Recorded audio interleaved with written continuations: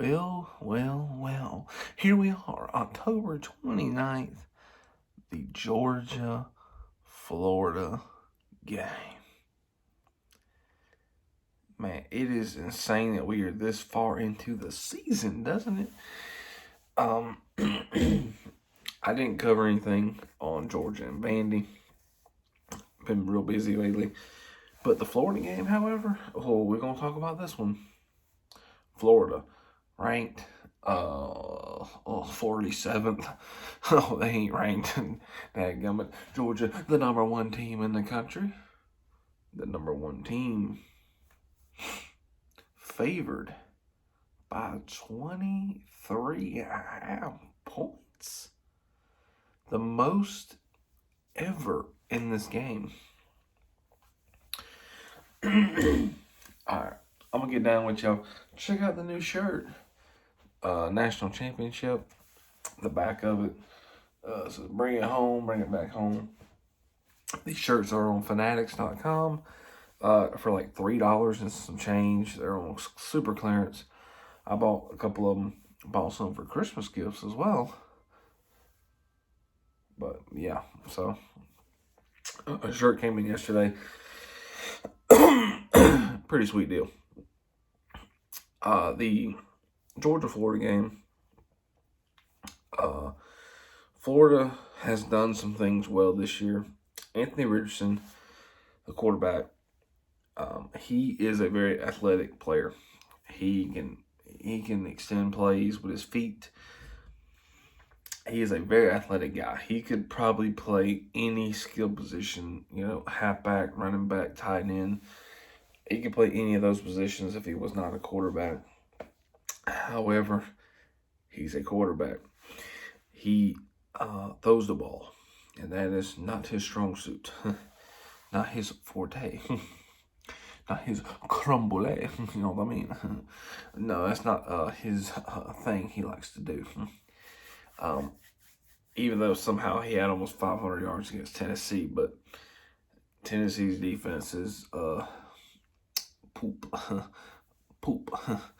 But anyway, Anthony Richardson, very good player on his feet, can extend drives. He can throw the ball a little bit, but if you force him to throw the ball the majority of the game, there's a good chance they're going to lose the game. He is a turnover machine. He's been a turnover machine since he's been there. I believe he has like 15 interceptions in his career, and he's only played, he hadn't even started 2 full seasons, and he's got 15, 16 interceptions so far. His first ever career start was actually this game last year against Georgia, which is a horrible first game to start. However, Georgia, if we go back last year, Georgia was only up 3-0. Was only up 3-0. And then Georgia's defense got all these turnovers right for halftime. Like 2 minutes, 21 points was scored. It was 24-0 going to half, a whole different game. But reality was the game was going to be 3-0 going into half. Georgia, Stetson Bennett had, I think, 2 interceptions. I know he had 2 interceptions. I cannot remember. They were both in the first half, or one in the second half, one in the first. I believe they were one in each. But Stetson Bennett, he cannot have turnovers in this game. Anthony Richardson cannot have turnovers. If Florida wants to win this game, and they have talent, they're not the most talented team, but they do have talent. Justin Shorter's a very good wide receiver. Their running back, his name escapes my mind. He's a really good player. And they do have a few key defensive pieces. Brenton Cox, Georgia, transferred from Georgia to Florida. He's really good. There is some key pieces to Florida that they can really, excel at. Florida's secondary is kind of sus, but it's what it is. Georgia, they come into this game ranked in the top 10 in almost every category, maybe even top 5. I think they are top 5, top 10 in a lot of categories. Georgia, just, these last couple of games, they've really kind of just gotten the ball rolling. You know, it was just that Mizzou game. They really just kind of got rolling with Auburn and Vandy. And really, the problem has been the offense for Georgia. And if you go back and watch, really, I count the Sanford game too, where we only scored 33 points. Sanford, Kent State, Mizzou, that 3-game stretch, really, the offense kind of just like fell in that limbo, and they were just kind of like going with the motions. But the Missouri game woke them up quick. Mizzou game got them woke up quick.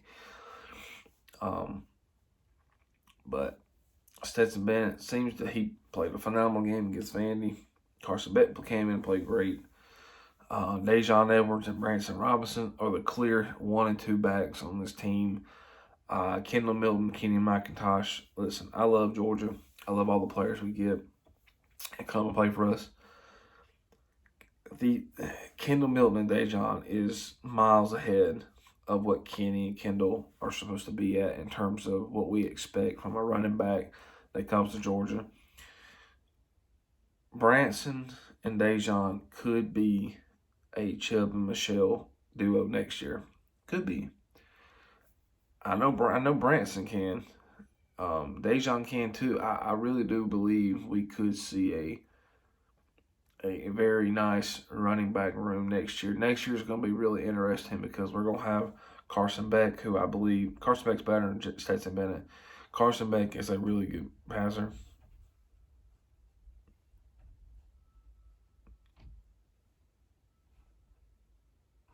Cat trying to break in. We got Carson Beck, really good passer. Then you got Stetson Bennett, who's just what he is. But next year it's gonna be interesting. But yeah, for Stetson, no turnovers. He can't turn the ball over. I think he only has one.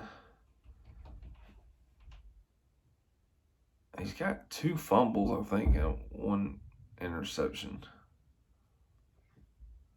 Yeah. Can't turn the ball over for Stetson. Can't. So, Georgia's been without their number 1 wide receiver, A.D. Mitchell. I don't know if we'll get to see him or not. Ladd McConkey tweaked his ankle last week. I don't know if he'll be playing or not. He should come in. I think he came back into the game, but that's a problem. We can't lose our receivers, man. We had this problem last year. Arian Smith yet to do anything yet this year. I think he's been hurt. Dominic Blaylock come back and got a couple touchdowns last week. It's gonna be an interesting game.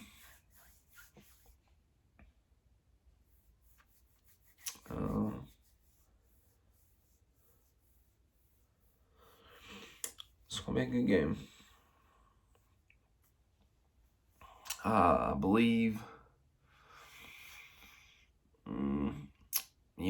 I really been thinking about it. I think we could see a score kind of resemblance to the 2017 score. That was a 42-7 game. I think that was the biggest win spread for Georgia in the series. I expect something like that. I just think we are going to dominate this game. I think we're going on the line of scrimmage. I don't think Florida matches up very well. And I think we're going to do what we want.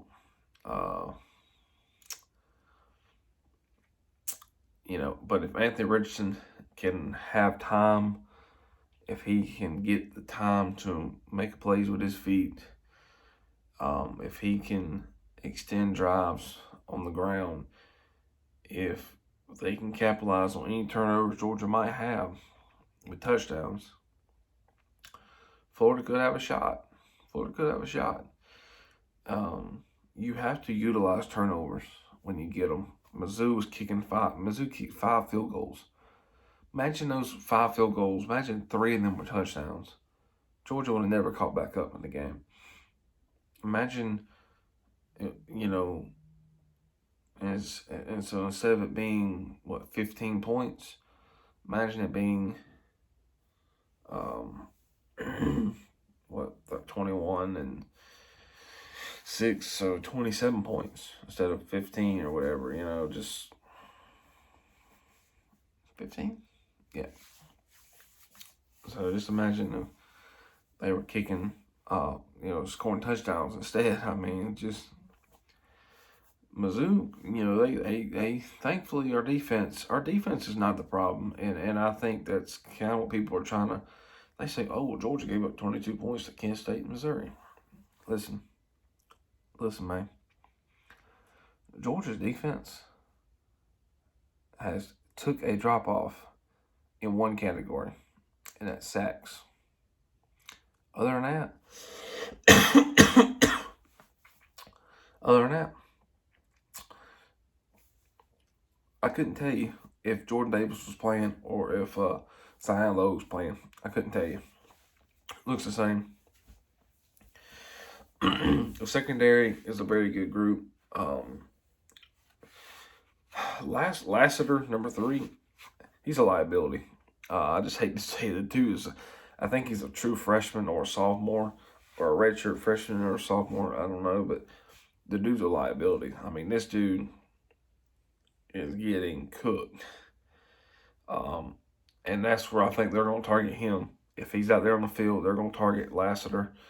Malachi Starks has played phenomenal. Keely Ringo's played good. Christopher Smith's played good. But Lassiter's kind of the other guy. And Dan Jackson, who was the other rotation in the secondary safety, he had a season-ending injury in practice. Now, Dan Jackson, say what you want about Dan Jackson, but he is a ball hawk. He flocks to the ball. It sucks he's out. But Georgia's got the talent. There are some good games coming up, though. Score prediction, I'm going to go... I'm going to go 38.